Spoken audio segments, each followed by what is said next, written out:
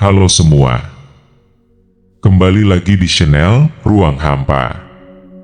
Pernahkah kamu dengar ada pepatah yang mengatakan bahwa diam itu emas? Tapi diam yang kita bahas malam ini bukanlah emas yang berkilau seperti yang pepatah itu katakan. Akan tetapi, diam yang menyeramkan. Malam ini, kita akan menyelami sisi gelap dari sebuah keheningan. Bukan keheningan yang menenangkan, tapi keheningan yang digunakan sebagai senjata. Senjata itu adalah silent treatment.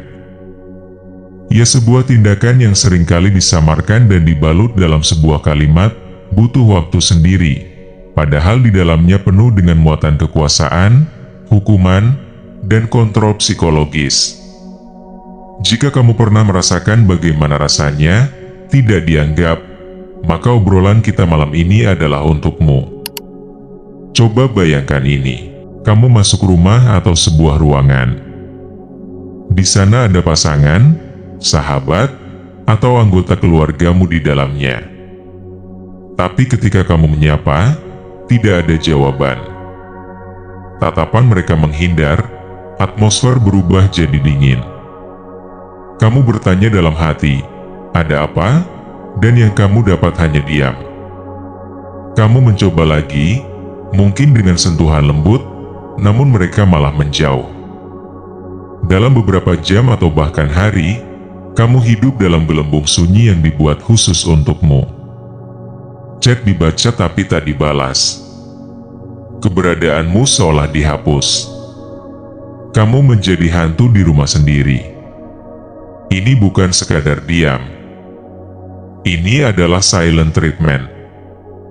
Dan malam ini, kita akan membongkar mengapa sikap diam yang satu ini jauh lebih kejam dan menyakitkan daripada sebuah argumen yang berteriak.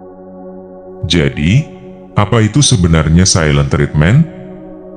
Ini bukan hanya sekadar butuh waktu untuk sendiri yang sehat, di mana butuh waktu sendiri itu disampaikan dengan jelas.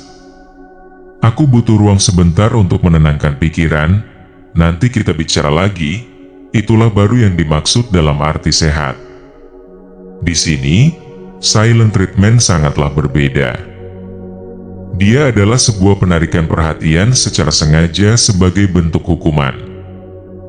Dia adalah senjata untuk mendapatkan kontrol dan kekuasaan dalam hubungan. Contoh kecilnya seperti seorang anak kecil yang marah lalu melipat tangan dan membelakangi kamu.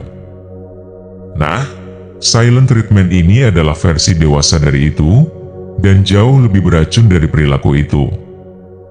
Mengapa bisa begitu menyakitkan?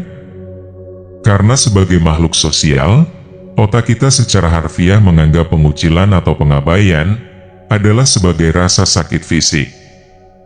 Ada sebuah penelitian yang menunjukkan bahwa area otak yang aktif ketika kita mengalami pengucilan sosial sama dengan area yang aktif ketika kita merasakan sakit fisik. Jadi, ketika kamu mengalami tindakan silent treatment, otakmu sedang mengalami luka yang nyata. Dan itu bukan hanya perasaan sedih, itu adalah rasa sakit yang primitif. Diamnya mereka membuatmu berteriak dalam hati. Dan dalam keheningan itu, kamu mulai bertanya pada diri sendiri, apa salahku? Kenapa dia melakukan ini? Apa yang harus kulakukan? Kamu terjebak dalam labirin tanpa pintu, berputar-putar dalam rasa bersalah dan kebingungan. Lalu, apa alasan seseorang memilih senjata ini? Di sini ada beberapa alasan mengapa seseorang menggunakan silent treatment menjadi suatu senjata. Pertama, mereka menggunakannya sebagai alat kontrol dan kekuasaan. Dengan cara mendiamkan, si pelaku membuatmu berusaha mati-matian untuk mendapatkan kembali perhatian mereka. Lalu kamu akan merasa seperti berjalan di atas telur, memenuhi permintaan mereka, hanya agar hukuman ini berakhir. Dan akhirnya, mereka memegang kendali penuh atas emosimu. Alasan kedua adalah ketidakdewasaan emosional. Mereka tidak memiliki kemampuan atau kosakata emosional untuk mengekspresikan kemarahan, kekecewaan, atau frustrasi dengan sehat. Bagi mereka, diam adalah cara termudah untuk menghukummu tanpa harus berkonfrontasi. Ini adalah mekanisme coping anak-anak yang terbawa hingga dewasa. Lalu alasan ketiga adalah avoidance yang ekstrim. Mereka merasa takut pada konflik. Bagi mereka, konfrontasi adalah monster. Daripada berisiko terluka dalam perdebatan, mereka memilih untuk melarikan diri ke dalam benteng kesunyian, membiarkanmu merasa kebingungan di luar. Dan yang perlu diingat, alasan mereka melakukan ini bukanlah tentang kamu. Ini tentang ketidakmampuan mereka mengelola emosinya. Kamu dihukum bukan karena kesalahan yang fatal, tapi karena ketidaktahuan mereka dalam berkomunikasi yang bijak. Sekarang, mari kita bicara praktiknya tentang bagaimana caranya untuk membalik mindset ini. Bagaimana caranya belajar untuk mempunyai mindset ingin karena bahagia daripada bahagia karena ingin? Pertama, kita perlu belajar seni menerima keadaan saat ini, bukan dengan pasrah tapi dengan kesadaran penuh. Menerima bahwa kita cukup hari ini, di sini dan sekarang, bahwa kita berharga bukan karena apa yang telah kita capai, tapi karena siapa kita yang begitu adanya. Kedua, kita perlu memfilter keinginan kita. Tanyakan pada diri sendiri, apakah aku menginginkan ini karena aku merasa tidak cukup tanpa ini, atau karena ini benar-benar selaras dengan valuesku? Ketiga, kita perlu membangun hubungan yang sehat dengan kegagalan. Kegagalan bukan bukti bahwa kita tidak cukup, tapi hanya bukti bahwa kita sedang belajar dan sedang bertumbuh. Keempat, kita perlu mempraktikkan gratitude yang dalam. Bukan hanya sekedar mencatat hal-hal baik yang terjadi, tapi benar-benar merasakan rasa syukur itu dalam setiap sel tubuh kita. Kelima, kita perlu berani mendefinisikan ulang arti sukses untuk diri sendiri. Bukan berdasarkan apa yang dikatakan masyarakat, keluarga, atau media sosial. Aku ingin berbagi cerita pribadi sebentar. Gini, dulu aku adalah ahli dalam menunda kebahagiaan. Aku mempunyai mindset, aku akan bahagia ketika lulus. Aku akan bahagia ketika punya pekerjaan yang baik. Aku akan bahagia ketika hubunganku stabil.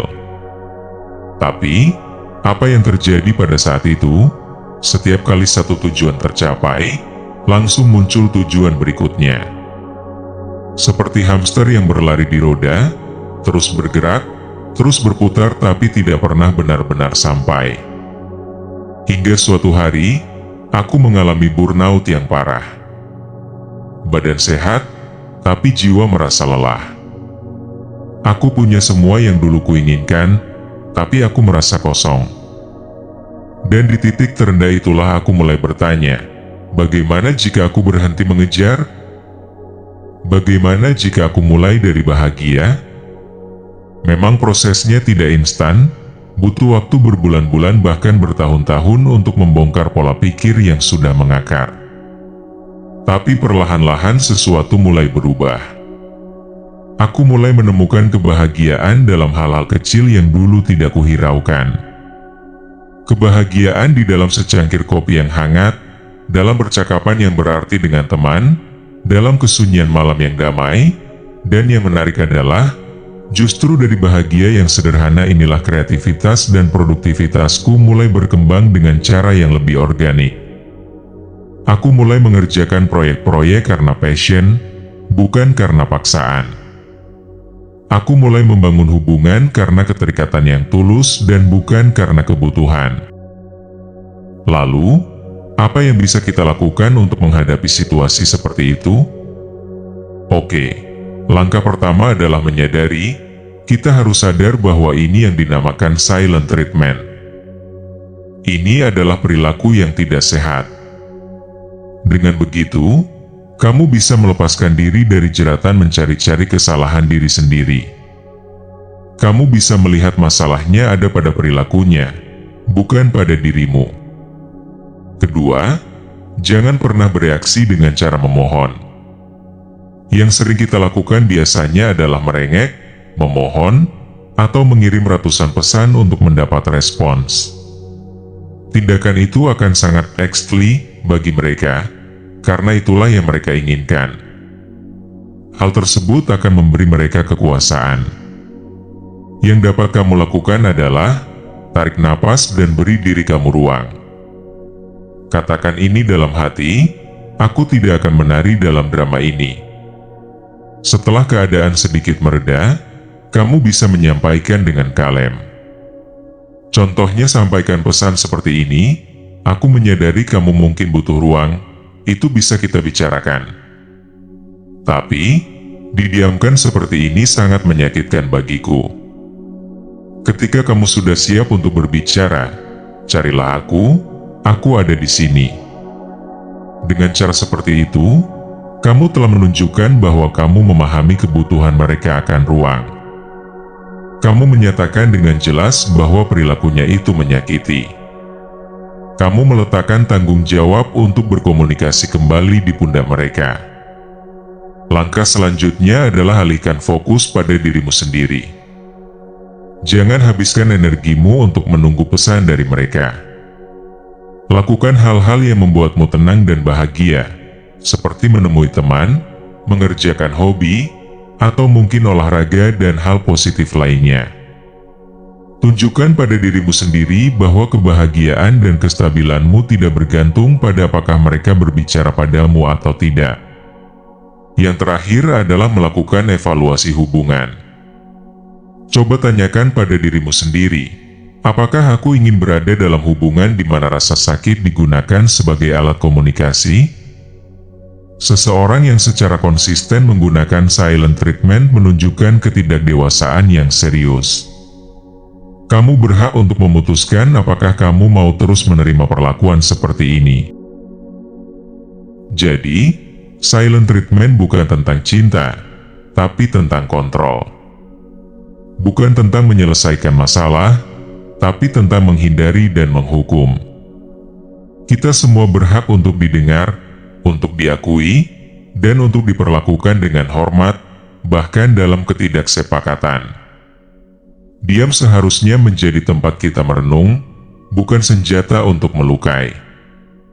Jika kamu sedang mengalami ini malam ini, ingatlah, kamu tidak gila, rasa sakitmu itu nyata, dan kamu layak untuk mendapatkan komunikasi yang jelas dan penuh kasih. Kamu tidak harus menerima keheningan sebagai hukuman. Kadang-kadang, jawaban terkuat bukanlah dengan membalas diam, tapi dengan memilih untuk pergi dan menemukan suara yang mau mendengarkanmu. Terima kasih sudah mendengarkan sampai saat ini. Ingat, kamu tidak sendirian. Sampai jumpa di episode berikutnya.